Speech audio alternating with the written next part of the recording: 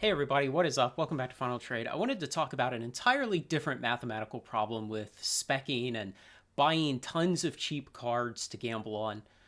And, I've already beat this horse to death from the standpoint of the fixed costs and how anything under about $10 basis price, you're going to get eaten alive on shipping and market fees and fraud.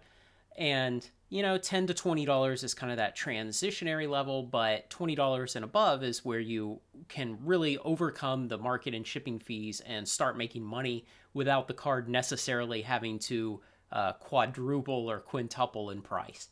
And this other aspect that I want to talk about today is population of the card. So, what I have here is what is in a draft booster pack. It's one land, 10 commons, 3 uncommons, and this rare mythic slot is split about 7 to 1 between rare and mythic. And again, these are kind of approximate numbers because we don't quite know the exact ratio. And when we get into set booster packs, it's a much more complicated calculation because there's all these different slots that can split between common and uncommon, or common, uncommon, rare, and mythic. And there's a couple slots that split between rare and mythic.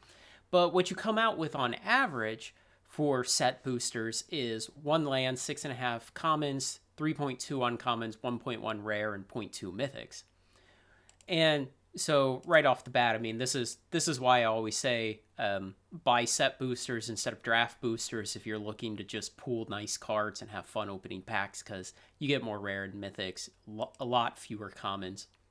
So what I did is I just averaged those two sets of numbers together because we really have no insight on what the ratio of set boxes to draft boxes being sold and consumed is. So I just made an assumption, averaged them together. That'll have to be good enough.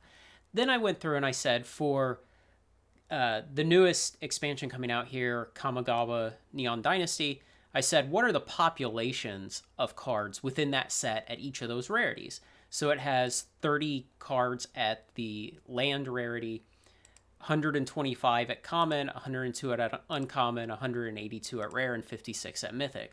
And so I said, well, now if you were to open a single pack that has one land in it and there's 30 possible lands you could pick from, the ratio of those two is your odds of getting any particular land in that pack. And so this is what it comes down to. And on the far end of the spectrum, if you're going to get on average zero point 0.2 mythics out of every pack, and there are 56 mythics in the set, then the odds of you getting a particular mythic are 0.0027. And so to make these numbers a little more palatable and to turn them into kind of notional population numbers, I said, if you were to open 1,000,000 packs, what would you get? So I just took this number and I multiplied it by 1,000,000.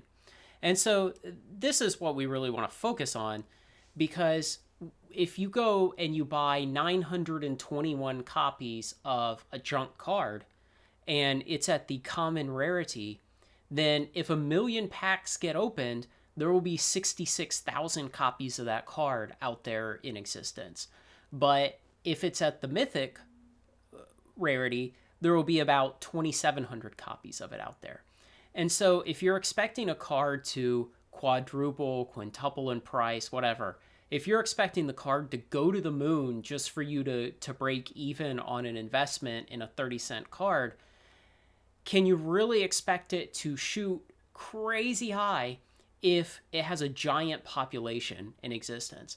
And remember, 1,000,000 packs, I didn't do any math on this before, but I just arbitrarily chose 1,000,000 packs. It may be that many more than 1,000,000 packs are getting produced of any given set. And so these numbers may be very, very conservative. I just haven't thought about the mathematics of that yet. But if you're looking to speculate on a card, not only do the fixed costs and the shipping costs and the fraud issues absolutely devastate you on common and uncommon cards, but the population too. If you're looking at two different cards and one's at the mythic rarity and one's at the uncommon rarity, and you see that there's basically 12 times as many of the uncommons in existence as there are mythics, you really need to think about what's going to happen to the popularity of that card for you to see the kind of price appreciation on a cheap junk card at common or uncommon that you're going to have just to break even. And you saw my other videos on these speculative bets and just how much the price of a card actually has to go up when you start at 30 or 40 or 70 cents as a basis cost. It has to go really high. It has to go into like the $2 range for you to just break even on your shipping and market fees. But again, the ability of the card to see that kind of rise in price is inhibited by the population that exists. And so when you're looking at commons and uncommons to speculate on, that just makes the hill you have to climb even steeper. And like I concluded from some of my videos that I did spreadsheets on the speculative bets on MTG Finance subreddit, the threshold for price where you could start thinking about gambling on a card is about $10 to $20. Really, you want to go higher than $20 because then it easily absorbs the market and shipping fees. But from a standpoint of rarity, you want to start at rare or mythic. You just never want to mess with commons and uncommons because there are too many of them in existence.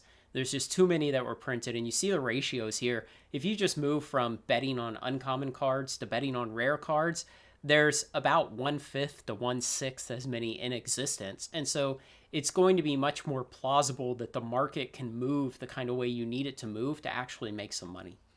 But I know it's exciting for people to hold a giant stack of cards in their hand. It's exciting to buy 921 copies and kind of dream of what would happen if they all went to $10. But the cruel mathematical reality is it's not going to happen with those kind of things. And on the rare occurrence that it does happen, it's not going to make up for all the losses of the times that it didn't happen. So I kind of had an idea to go and look at the populations and plot them out here for what they would look like at different rarities. Hopefully, if you're addicted to speculative bets in modern junk singles, at least you can start betting on rares and mythics because it's less likely that the entire bet will go to zero like most specs do. So good luck. If you like this kind of thing, like, comment, share, and subscribe, and join me on Final Trade. Thanks a lot.